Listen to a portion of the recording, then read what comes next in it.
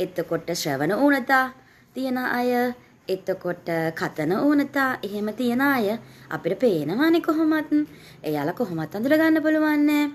ඒ වගේම ආර්ථික ඌනතා තියෙන දරුවොත් අපි හඳුන්වන්නේ විශේෂ අවශ්‍යතා තියෙන දරුවෝ කියලාමයි.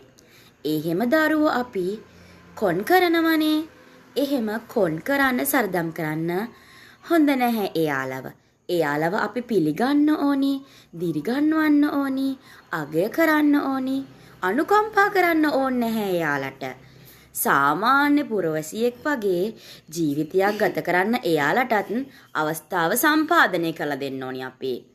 දැන් ඔයාලගේ එහෙම දරුවෙක් ඉන්නවා නම්, නැත්තම් ඔයාලගේ නෑයන්ගේ එහෙම දරුවෙක් ඉන්නවා නම්, අසල්වාසීන්ගේ එහෙම දරුවෙක් ඔයාලා දන්න අය ඉන්නවා නම්, ඔයාලා කිසි දෙයකට එහෙම බය වෙන්න, කලබල වෙන්න කිසිම අවශ්‍යතාවයක් නැහැ.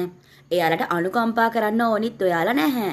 මොකද ඔටිසම් තිබිච්ච ලෝක ප්‍රසිද්ධ විද්‍යාඥයෝ පවා බිහි වෙලා තියෙනවා. මට ඔයාලට නම් වශයෙන් කියන්න පුළුවන්. එයාලා එහෙම ඔටිසම් දරුවෝ කියන්නේ අපි සමාජයෙන් කොන් කරලා වෙන් කරලා, ඒ කියන්නේ ඩවුන් සහ දරුවෝ වුණත් අනිත් ශ්‍රවණ කතන වුණත් දරුවෝ වුණත් සමාජයෙන් වෙන් කරලා කොන් කරලා එහෙම අයින් කරන්න ඕනේ නැහැ. එයාලා අපි පොඩි කාලේ ඉඳන්ම කියන්නේ සාමාන්‍ය පුරවැසියෙක් විදියට ජීවත් වෙන්න අවස්ථාව එයාලට අපි සම්පාදනය කරලා දෙන්න ඕනේ.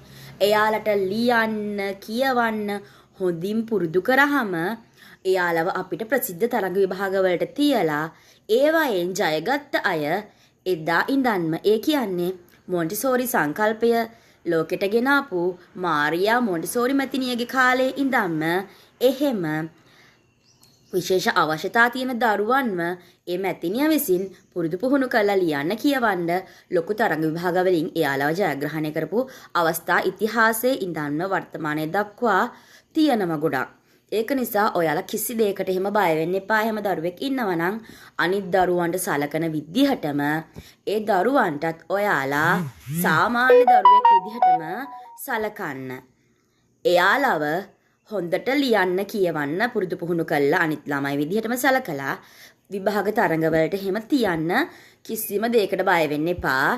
එයාලටත් පුළුවන් අනිත් දරුවන්ට වගේම හොඳ අධ්‍යාපනයක් ලබාගෙන හොඳ ජීවිතයක් ගත කළ හොඳ පුරවැසියන් බවට පත් වෙන්න. හරි. එහෙනම් මම ගිහින් එන්නම්. අයබෝවන්. සුබ දවසක් ඔයාලා හැමෝටම. බොහොම ස්තුතියි ඔයාලගේ කාලය වැය කළාට.